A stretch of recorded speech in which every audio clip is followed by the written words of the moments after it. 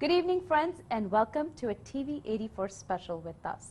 When we think about social media, when we talk about how to expand our business, how to connect with our friends, how to connect with people in the professional world, there are many different things we think about.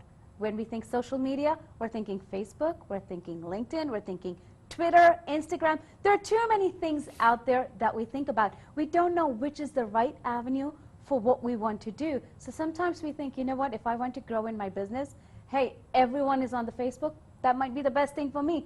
Everyone is tweeting, that might be the best thing for me. Or everyone who's only working is on LinkedIn, so maybe I'm restricting myself. But you know what, we have to figure out what we want to do when we talk about growing in the social media arena.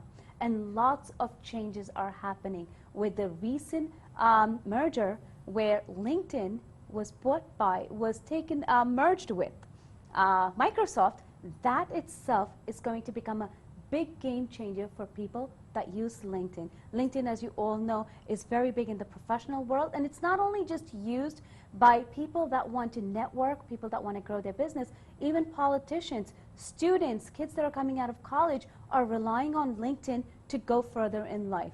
So with that, we will talk about what LinkedIn is all about, what the new merger means for us as users.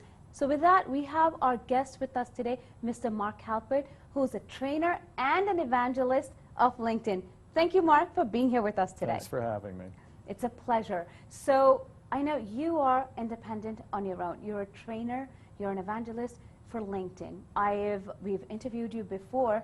You have wealth of knowledge when it comes to LinkedIn. But you're not employed by LinkedIn. You do this independently on your own. I do. I learned a long time ago that if I don't advocate for myself, no one will.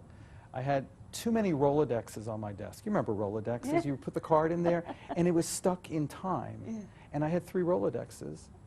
The good guy Rolodex, the people that I was in touch with all the time, the people that I sort of lost track with, but still needed their card because I'll forget their name or how to get a hold of them. Of course, everybody's changing all the time.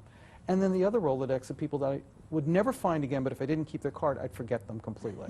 And a friend of mine called me and said, you collect people like baseball cards. How do you keep them all straight? And I said, it's getting hard. He said, I found something. I think you'll find it interesting. I was something about the 238,000th person to sign up for LinkedIn. So I've been an early adopter. I started taking a lot of classes in it. When I found that I knew more than the people teaching, or they were answering the questions not completely correctly, I decided this is for me. This is something I could do. And I've sort of always had this desire to impart knowledge.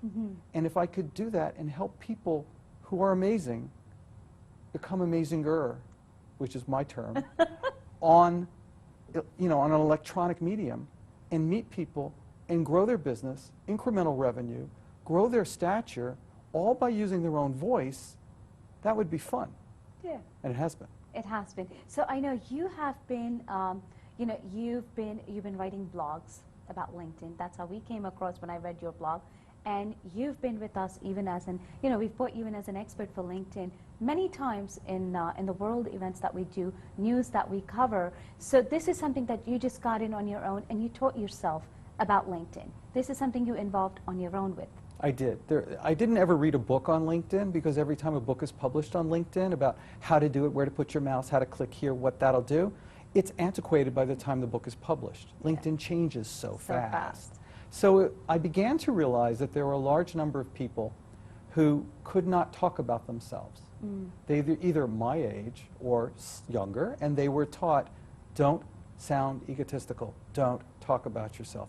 And that created this paralysis inside them to just take their resume and drop it into LinkedIn and not talk about the qualitative things, the subjective things that make them interesting, amazinger than the competition. And as I began to experiment a little bit and read some books that had a real effect on me, Start with Why by Simon Sinek. If you don't talk about why you do what you do, no one's going to say it for you. You're just going to get lost in the traffic. In the traffic, absolutely. So it became something that I was challenged with people who couldn't get unstuck. They couldn't get it out of their system. And once I began to pick at it a little bit, it started gushing out. Some people have told me things I really wish I didn't know. and we become very good friends at the end of sessions that I do with my clients. Okay. Or else go into a group, a corporate group, a department in a company, or just a law firm, an accounting firm. And I see all these people who want to talk, but they are a little nervous. They never learned how to do this in MBA school or law school. And they don't know what they can and can't say. We even had lawyers ask me for legal advice about how to cite documentation in LinkedIn. Is this okay? Am I not breaking any copyright rules? Somebody you and I know personally. Oh, boy. And I was absolutely stunned with the question. And I decided that there's so much to know. Yeah. And the more I give, the better they get. So that's a good feeling. Oh, great. And here we are. Here we are. So you know what? When we talk about LinkedIn, a lot of people think that, you know what, it's another social media platform. They don't understand that, you know what, a lot of people I talk to, they say, when I talk to them about LinkedIn, they're like, well, I have my info on Facebook. They don't understand that Facebook is a different animal. LinkedIn is a very different animal. It just depends, what is it that you're trying to do? Who are you trying to cater to? Facebook, you're catering in a different crowd. LinkedIn, you're going after a different crowd. So tell me, I want people to hear from you, what are the differences in two when we think of Facebook and LinkedIn? How similar or far apart are they?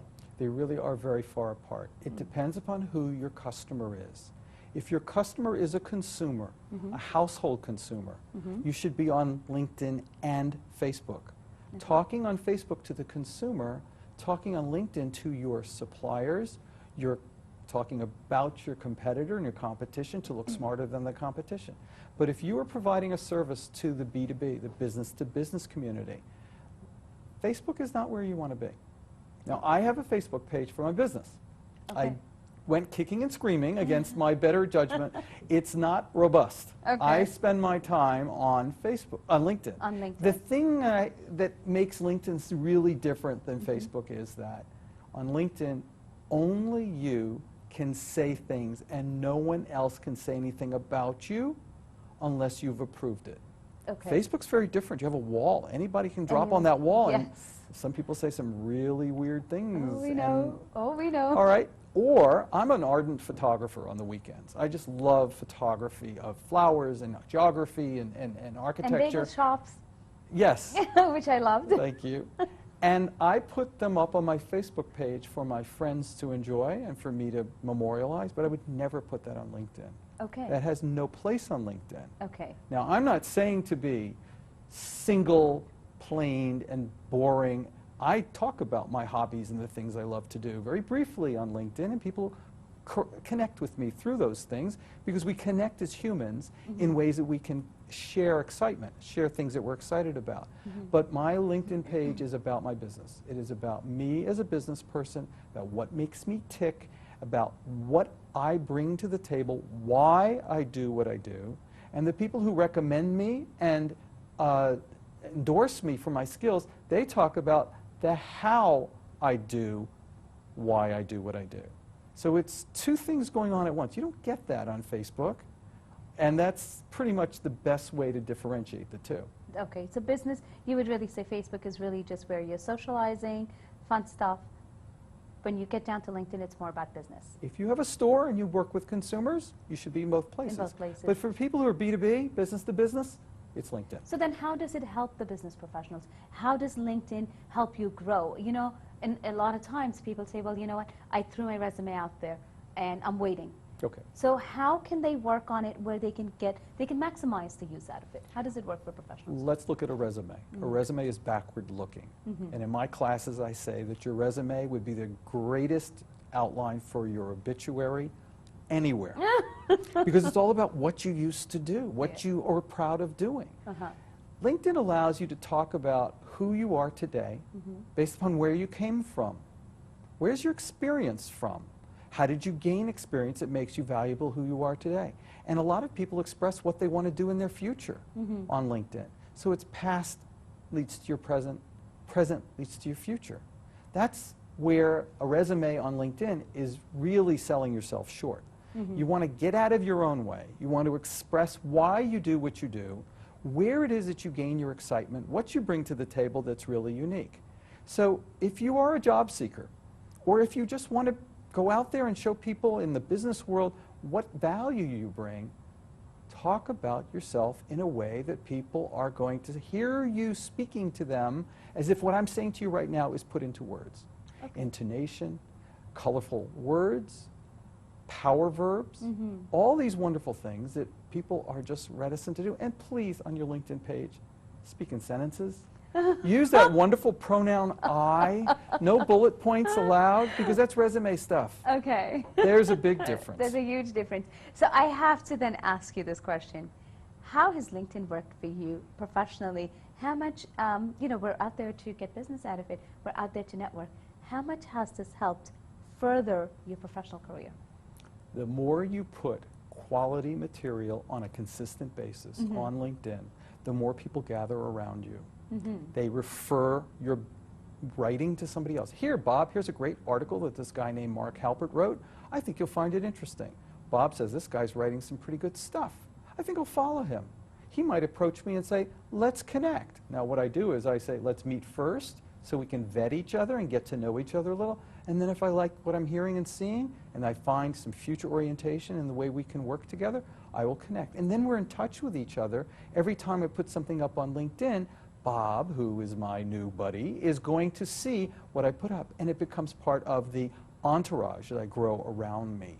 So you have to keep pinging on the radar, because you will be forgotten if you just use LinkedIn once a week, once a month, once a year.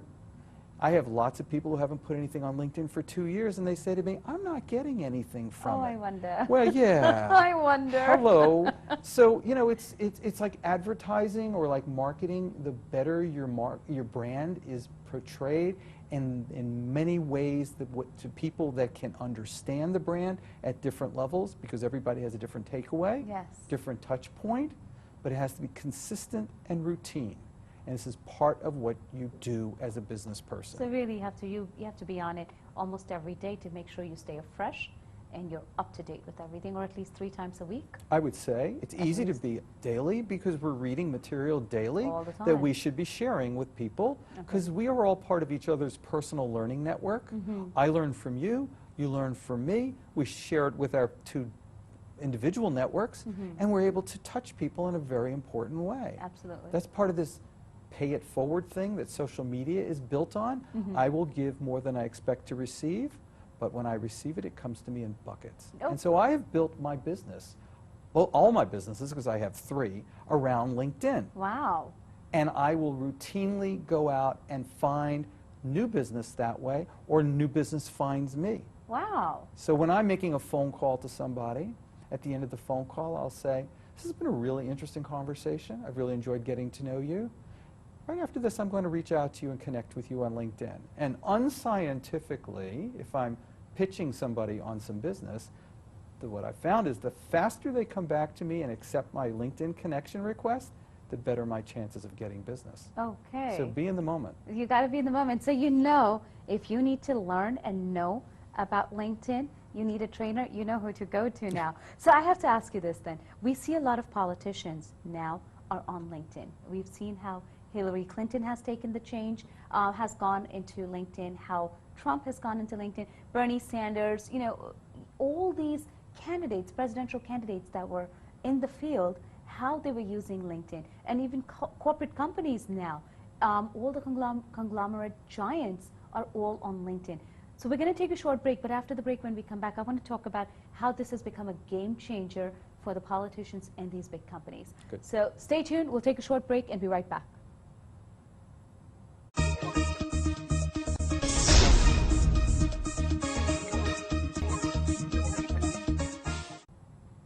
Welcome back. Today we're talking about LinkedIn, how it has changed our world professionally, and how people are now becoming more and more active users on LinkedIn to go further in their life. With that, we have our guest today with us. We were talking with earlier, Marc Halpert, who's a trainer and an evangelist of LinkedIn. So Marc, before the break, we were talking about how the political candidates are using LinkedIn to further their campaign. We talk about Hillary, we can talk about Bernie Sanders, Trump, all these candidates. How did they use LinkedIn to further themselves, and why LinkedIn? This is one of my favorite topics, Yes, so thank I you for know. raising it. Every single presidential candidate who threw his or her hat into the ring, I looked them up on LinkedIn. Okay. Many of them were senators whose LinkedIn profile was left over from their earlier Senate race. So some were as old as 8 years old. Oh, wow. Had not been touched. Okay. Now they're all gone, as we know. They Uh-huh. did not win. There's a lot of reasons why There's they a didn't win. reason I won't for say it. it was Yes. LinkedIn, but nonetheless, they were boring, they were flat, they were uninteresting, they couldn't rally business professionals. Now, business professionals not only vote with their minds, they vote with their hearts and their wallets. Yes. And business professionals are a huge constituency for both parties. This is a forum where every political candidate, certainly national political candidate, can speak directly to 433 million people around the world, of which 128 to 130 million are in the United States. In the flick of one mouse button. You put it out there, it goes. Yes. So, Donald Trump, visibly absent. Wow. Never been on LinkedIn. I wouldn't dare ask him why not. You may sense some skepticism on my part, but nonetheless, for the businessman of the world, You would not think. there. Zero. Yeah, you would think, there's so many business professionals on LinkedIn. Would he not want to use that platform? I do use the word professional here. And I would be professional as well. I would think Donald. that he doesn't need connections and looks at this as a nuisance and an annoyance. Oh, Attitude. okay. Conversely, Hillary Clinton, absolutely brilliant use of social media. Now, admittedly, Hillary's not writing this. Of course. Her people are. Yes. But I even would then. think the social media pundits that she has in her campaign are of equal capability as the other Candidates? Sure. and they're not using it. Yeah. So Hillary is writing beautiful posts. These are long-form opinion pieces. She just had one just recently about the massacre in Orlando, about how that could be thought to divide us, but she would rather see us united. And it was expertly written, not because I think she is the only one writing on LinkedIn, but I think if you look at the quality and the passion in what she writes about, it is perfectly dovetailed into what a campaigner should be doing in speaking to the business community. Okay. Bernie Sanders, not quite there. Didn't do a lot. Yeah. So there's people in LinkedIn Corporation who are trying to entice political candidates to use LinkedIn more because it is a wonderful platform for commentary and pieces like I was talking about that Hillary did. But there still seems to be this reluctance. So Hillary, running with it, running with the ball, and off she goes, and everyone she writes, she's talking to a lot of people. I'm sure she's also raising a lot of money. The donors, a lot of these big companies that are on LinkedIn, a lot of big companies are now on LinkedIn. So that might be a great way also to reach out to donors directly. Probably not a direct correlation, but nonetheless, every touch point helps. Absolutely. Every time you can write something that compels somebody, it might sway their vote, they might be independent and of two minds, that might help. Big corporations see LinkedIn as a tremendous opportunity, not only to market themselves to the business community in a different way than their website, as an alternative or separate way of speaking to their website, but also to post jobs and to post comments from existing employees about how much they love working at that company, to advertise and market their services and their products independently in what's called company profile showcase pages. Okay. There are so many, many, many things that they can do. And there's a lot of data mining going on in LinkedIn where you can do social sales navigation. There's many, many different ways to gain information on not only your clients, your potential customers, but on your competition. So when we talk about, then if you talk about gaining now, how we can gain through LinkedIn, this new merger that has happened with Microsoft, okay, a friendly merger where Microsoft is taking over LinkedIn, though LinkedIn will stay independent. How does that now help us in going forward? How is that going to help the users make the most of it with all the tools that Microsoft's going to bring to the table? You have an hour. I could talk about this forever. So here's You're the the expert point. who'll sum it up for I will us. sum it up. Here's the point. LinkedIn, admittedly, is counterintuitive to use. It's hard to use. And that's where, of course, it makes my job more fun to help people roadmap their way through where they have to go. Unfortunately, they don't make it easy to do things that you need to do on LinkedIn. So there's a lot of steps involved. The acquisition by Microsoft, every time they come out with a new operating system, has further perfected the use of icons and symbols to do in a couple of flicks of your mouse the things that you need to do. So I have a feeling that there's going to be some visual as well as some transformational changes made to LinkedIn. If you look at what Microsoft did to Skype, they poured a lot of money and took what was basically a unusable platform, and they've made it exceedingly stable. It is. This instability of it is why people hated it. The new stability of it is why people are really coming back to it. So I think that we'll probably see some investment of brain power and cash into LinkedIn as a product and to expand it. Where I think you're going to, everybody is going to benefit, myself included, as well as you and everybody listening, is that LinkedIn is going to be merged into the Microsoft suite of products. So how cool would this be? I want to meet with you and 3 of your colleagues, and I want to go onto my Outlook and look at your Outlook and see where we have time that we can meet, offer through a Skype message that I'd like to meet with you. You respond back to me. We set the date. We do a Skype call. I show you my PowerPoint slides. You give me commentary and feedback, and we've never left the 4 walls of Microsoft because LinkedIn is keeping us all together. Everybody we're talking to is using LinkedIn as the common conduit. Wow. That's where I see this goes. Okay. So people are opening LinkedIn and they're leaving it in the background of their screen. And then they're going on the Microsoft suite of products. And I think what it's going to do is it's going to keep us from having to flip back and forth from screen to screen. It's all going to be right on our top screen. Right there. And it's going to be easy to use, and it's going to be integrated, and it's not going to be difficult to make us do what we need to do efficiently and effectively. And how user-friendly is it going to be to use this on your phones? Because all of us are on the go all the time. So I know the way LinkedIn looks right now on a desktop, the way it looks on a handheld, on the phone, it looks very different.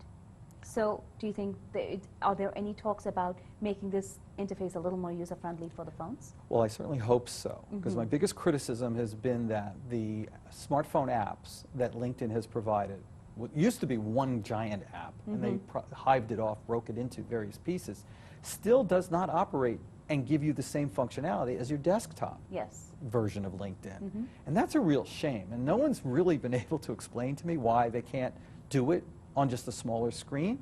But I think what Microsoft has done, and I use the Office 365 products, and they do a really good job. There's almost all the functionality I need on PowerPoint. I can do a whole PowerPoint presentation, create a PowerPoint presentation, and show it right off of my iPad. I don't need to go back to my office to do this. So there's many, many things that Microsoft has seen clear that I don't think LinkedIn has yet.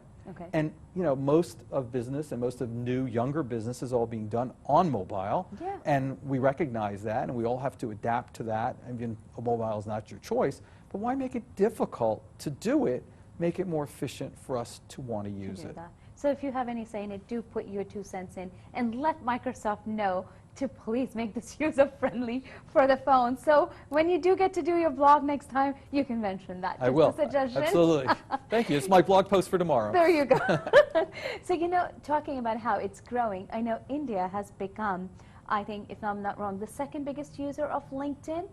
That's a huge amount. What they have come from for past couple of years, if you see the graph of where LinkedIn users were a couple of years ago to where they are now, the number is absolutely amazing. It's astounding how these numbers are going up. So when we talk about mobile users, in India, most of the people, instead of using desktop, more people have cell phones than have computers. It's cheaper to buy a cell phone than it is to buy a computer. So a lot of them are doing everything just off their cell phone. So all the more reason to have it on that. But tell me about this information that came out, and you had also done an article on it. I read about the blog on it, where India is becoming such a big LinkedIn user. how that's changing a lot of things in India. Well, I don't think most people would guess that India is the second largest national country that is using LinkedIn. I was shocked. If you were shocked, everyone should be shocked. Well, I was shocked when I saw that, and I was like, oh, wow. I was like, this is news to me. Yes. Yeah. Most people would think the UK or Canada or someplace like that. No, it's really not. They're probably distant third and fourth. India really has blown LinkedIn away, so much that they just opened a brand new office in Bangalore, if I'm not mistaken, and it's probably a state-of-the-art office. Probably got the best of the best out of the market. And the data center that they've just created in Singapore is designed, it's the first data center outside of the United States, by the way, is designed to capture the needs of the Asian population. So India's number of people using LinkedIn is like the numbers when you add Brazil and China together. The numbers are huge. It is. And the smartphone apps are, if you're using them now and you're surviving on them, you will just love them, hopefully, when Microsoft gets its hands on making those changes. I think what's really fascinating is that most of us in the United States don't see a lot of what's going on LinkedIn overseas. And when I put that map up of the world and how various countries use it, I had a lot of people express to me real surprise, not just India, but how small use of LinkedIn is in certain pockets of the world. North Europe does not embrace LinkedIn. And you wouldn't think that. Latin America, with the exception of Brazil, has not embraced LinkedIn. And these are burgeoning economies, and they're doing well in an economic upturn. Certainly Latin America is just, and I have a lot of friends down there from my old past life, and they're just telling me, we just don't use it down here. Well, I think that's going to change. I think this Microsoft deal is going to not only bring people who haven't in the major countries used LinkedIn on a regular basis, but it's also going to instill more use in the minor countries. And I think we're just going to see this, upturn of the use of LinkedIn. Okay. I know we're almost running out of time, but before we go, I do want you to give me your thoughts, what you would want our viewers to take away about LinkedIn. All right, there's two things, and I'll be really brief. One is, if you've been using LinkedIn, keep using it. Okay. There are a lot of people who say, well, let's see what Microsoft does, and then I'll come back to it. Don't do that, because then you're not pinging on the radar screen. You're going to fall off the screen, and no one's going to remember you. So you're going to lose business that way. That's the first thing. Keep the course. The second thing is, a few years ago, there was a data breach at LinkedIn, and a lot of passwords were compromised. And most people were contacted, and they changed their passwords.